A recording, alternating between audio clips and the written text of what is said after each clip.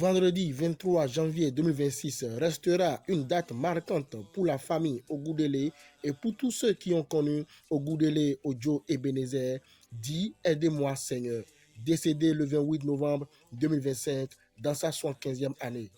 Dans l'après-midi, le corps du défunt a été retiré de la morgue de Danto. Un long et émouvant convoi s'est ensuite ébranlé en direction de son village natal d'Agbé, où la famille s'est recueillie dans la maison de sa mère pour les derniers hommages.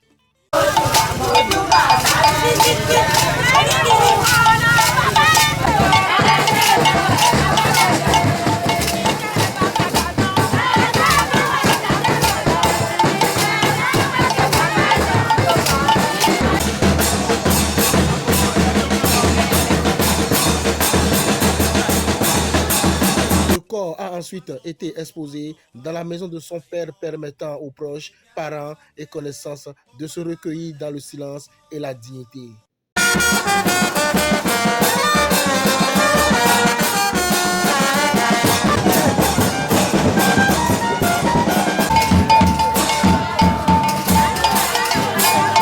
Après ces moments chargés d'émotions, le cortège funèbre est retourné en ville, au quartier Agata, à Adjara, où la soirée s'est poursuivie par une veillée de chants et de prières.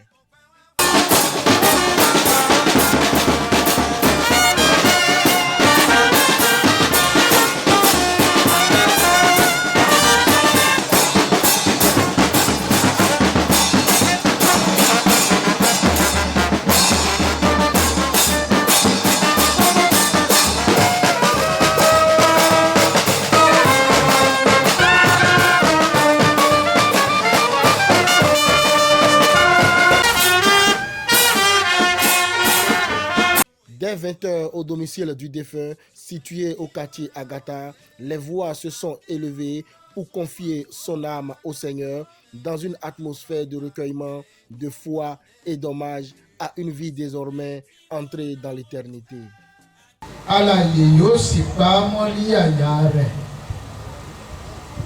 Ó dára láti lọ sí ilé ọ̀fọ̀. Ẹni tó bá ka ẹsẹ̀ ìwé yìí kò ní lè yé tí kò bá wọ inú ẹ̀mí.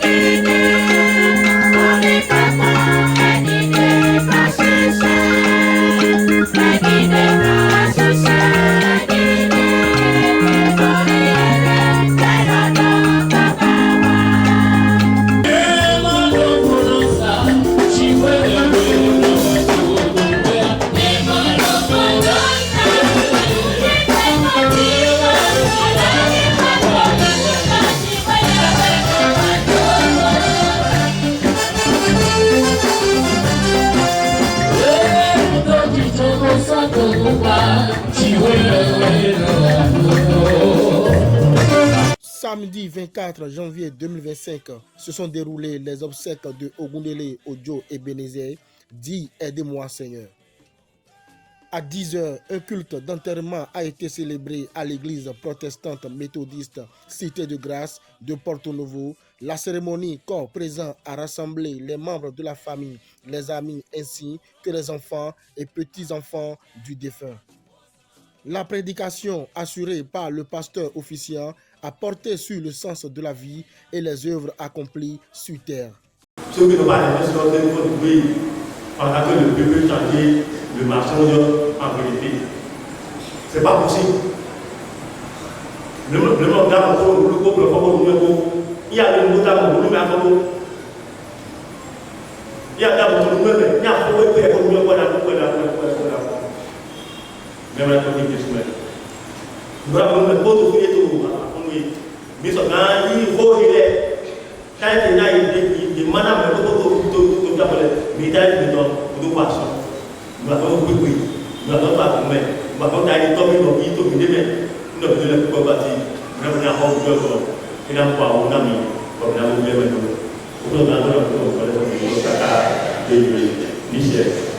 À l'issue du culte de la messe corps présent, une action de grâce a été rendue par la famille du défunt Ogundele Ojo Ebenezer, dit Aidez-moi Seigneur, ainsi que par ses enfants en signe de reconnaissance et de foi.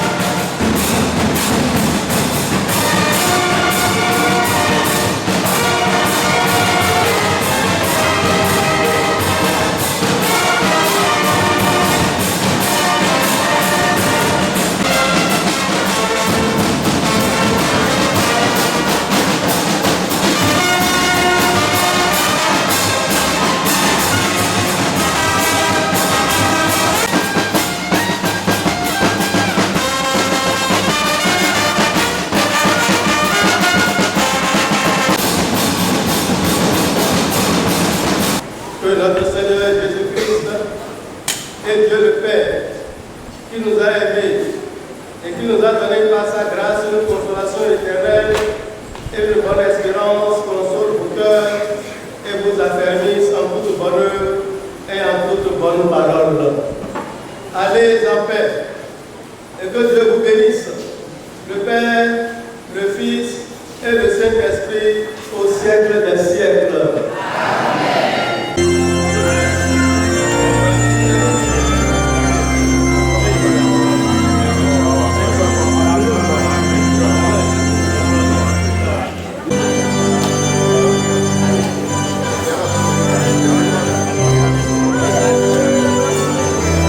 Après le culte, le corps a été conduit pour l'inhumation réalisée dans l'intimité familiale.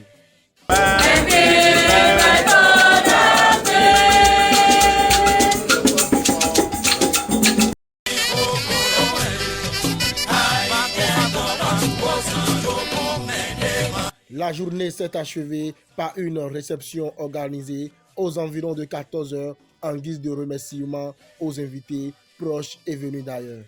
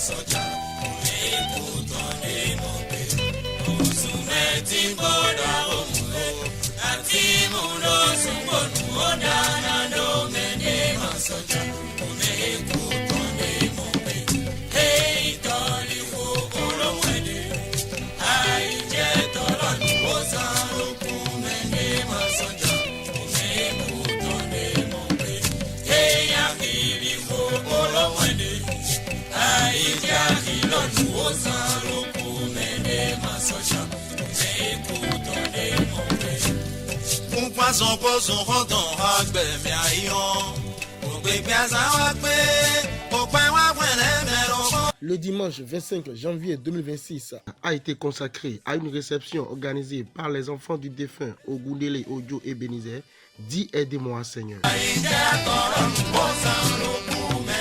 Cette journée de retrouvailles s'est déroulée dans une atmosphère de convivialité et de partage, réunissant parents, amis, collègues et invités venus de divers horizons.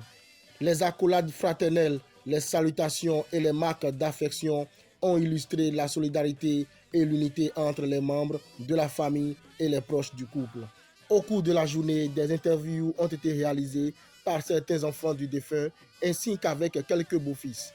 À travers leurs témoignages, ils ont rappelé l'héritage moral laissé par le disparu, salué son sens de la famille et exprimé leur reconnaissance envers toutes les personnes venues leur apporter soutien et compassion.